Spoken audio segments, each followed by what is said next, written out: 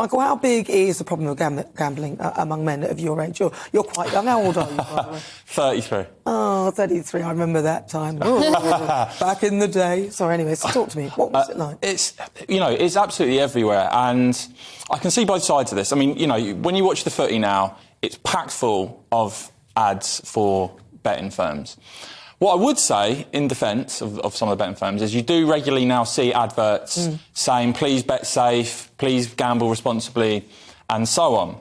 But, the temptation now, I mean, you only have to look at most high streets and to see the sort of proliferation of betting shops that are there now. And also something that makes it very hard from a technological point of view is the app culture, that it's all in your hands. I mean, I bet now any time I want, on any sport, around the world, constantly, on my phone. I nearly always lose. And having that at your fingertips, I think, is what can obviously accelerate people's problems with this. I would also say specifically on this point, though, and maybe education could play a role in terms of educating people around the dangers around getting hooked on this sort of stuff. But what I would also say, because we know that male suicide rates in this country, I think, around 3 times higher than women.